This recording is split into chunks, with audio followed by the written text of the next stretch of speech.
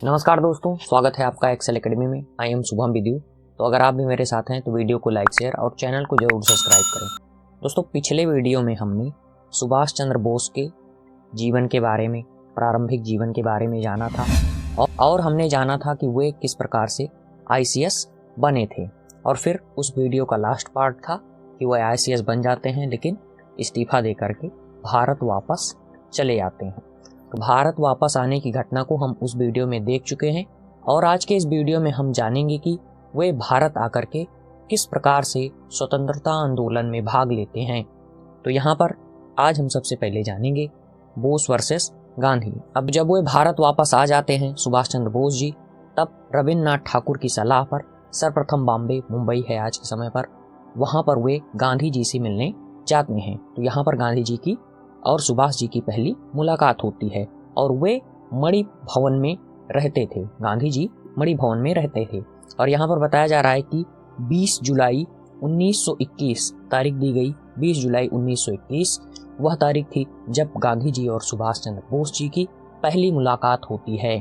और इसके बाद उन्होंने अपनी कार्य योजना को बेहतर ढंग से समझने के लिए गांधी जी से मुलाकात की थी। मतलब स्वतंत्रता आंदोलन के ये दोनों नेता थे और ये किस प्रकार से कार्य को आगे बढ़ाएंगे, किस प्रकार से कार्य करना है, वही सभी रणनीति को समझने के लिए बोस साहब ने गांधी जी से मुलाकात की थी। वही बात यहाँ पर कही जा रही है। और आगे बताया गया कि जैसे कि अब उन्होंने अपनी बातें कही, इन्होंने अपनी बातें कही, तो बोस ने प्राप्त उत्तरों, जो मतलब गांधी जी ने उत्तर दिया, वही कहा जा रहा है, बोस ने प्राप्त उत्तरों से असंतुष्ट होकर बैठक को छोड़ दिया। और फिर इसके बाद बोस को गांधी जी ने बंगाल के एक प्रसिद्ध राजनीतिक थे चित्तरंजन दास, जिन्हें हम देश बंधु के नाम से भी जानते हैं। और जब लंदन में सुभाष बाबू आईसीएस बन गए थे, तब उन्होंने जैसे त्यागपत्र देना था, तो एक पत्र उन्होंने अपने भाई शरद बोस को लिखा था और एक पत्र चित्तरंजन दास को लिखा था, क्योंकि चित्तरंजन दास को बोस साहब अपना राजनीतिक गुरु मानते थे। तो यहाँ पर इन्होंने, गांधी जी ने बोस से क्या कहा कि आप जो है कि बंगाल के जो राजनीतिक चित्तरंजन दास, जिन्हें देशबंधु के नाम से जाना जाता है, उनके अधीन रहकर आप कार्य कीजिए, उनका सहयोग बंगाल में कीजिए। और फिर अब यहाँ पर बोस साहब जो है कि बंगाल चले जाते हैं और बोस यहाँ पर एक युवा शिक्षक, पत्रकार और इसके साथ साथ बंगाल के जो कांग्रेस के स्वयं सेवक थे उनके कमांडर बन जाते हैं। और अब आगे देखते हैं यहाँ पर क्या बातें बताई गई कि फॉरवर्ड, हाँ सबसे पहले हम इस चीज़ को देख लेते हैं कि फॉरवर्ड जो एक समाचार पत्र था उसके संपादक बनते हैं सुभाष चंद्र बोस जी। और इसके बाद इन्होंने ऑल इंडिया फॉरवर्ड ब्लॉक की स्थापना की थी, जिसके बारे में हम आगे जानेंगे क्यों की थी और कैसे की थी, ठीक है। और फिर इसका जो प्रमुख केंद्र था वह पश्चिम बंगाल था। ऑल इंडिया फॉरवर्ड ब्लॉक की स्थापना सुभाष बाबू ने की थी, जिसका केंद्र पश्चिम बंगाल था। इसे आप याद रख सकते हैं, कहीं पर भी पूछा जा सकता है। और इसके साथ साथ स्वराज नाम का एक खुद का पत्रकार भी इन्होंने शुरू किया था और उसमें इन्होंने सफलता प्राप्त की थी। अब यहाँ पर और थोड़ी सी पृष्ठभूमि जानते हैं हम। तो यहाँ पर जो है कि गांधी जी ने क्या शुरू किया था, 1920 का टाइम था और सुभाष बाबू जो है कि अपनी जो है कि जॉब छोड़कर चले आते हैं आईसीएस वाली, तो वही समय है।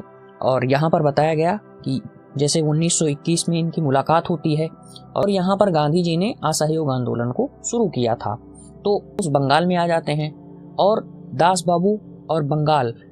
बाबू जो है कि नेतृत्व कर रहे थे इसका असहयोग आंदोलन का बंगाल में।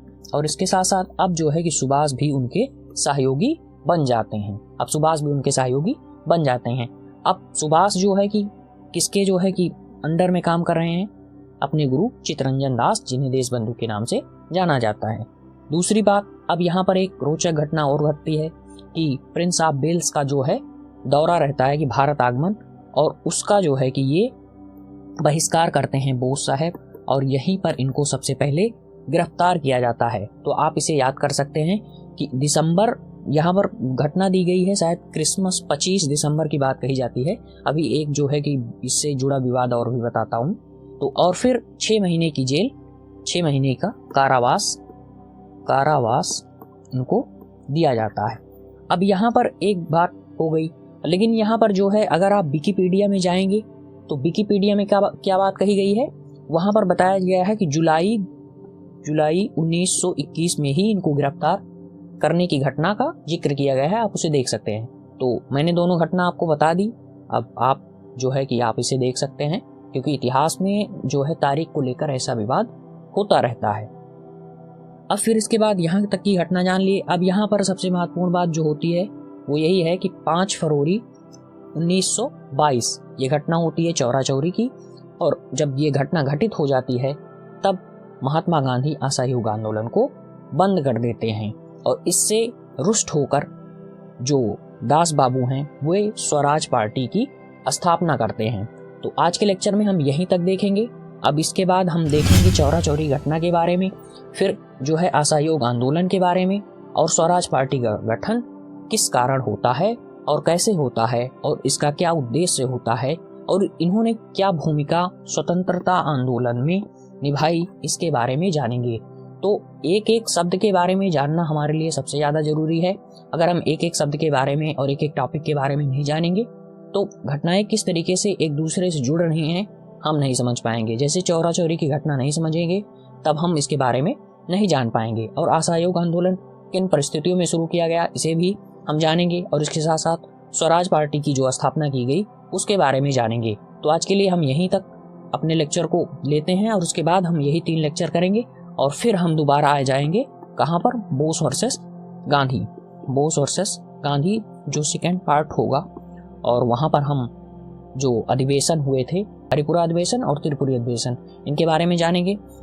और यहाँ पर एक लाइन जो है कि एक जो इतिहासकार हैं मार्क्सवादी रजनी पामदत्त, उन्होंने जो है कि कांग्रेस पर एक आरोप इस तरीके से भी लगाया था कि जो है कि इसका दोहरा चरित्र देखने को मिलता है। उन्होंने इस तरीके से कहा था कांग्रेस के लिए, यहाँ लिख देता हूँ, और उन्होंने कहा कि जब जन आंदोलन ने इनका साथ दिया तब इन्होंने जनता को और हिंसा की स्थिति जब आई, पूरी लाइन ये है, और जब हिंसा की स्थिति होती है तब ये जो है जनता को धोखा दे करके ब्रिटिश का साथ देते हैं, ब्रिटिश का साथ देते हैं। तो वैसी ही कुछ घटना यहाँ पर भी घटित होती है, लेकिन गांधी जी जो है कि वो किसी भी स्थिति में हिंसा को स्वीकार नहीं करते, इसलिए जब हिंसा हो जाती है तो इन्होंने असहयोग आंदोलन को बंद कर दिया। लेकिन जो नेता थे और जो बड़े नेता थे उन्होंने भी इसका विरोध किया था, जिसके बारे में हम जब चौरा चौरी की घटना जान लेंगे तब हम पूरी तरीके से इसको समझ पाएंगे। लेकिन सबसे पहले मुझे लगता है कि असहयोग आंदोलन जानने की जरूरत है,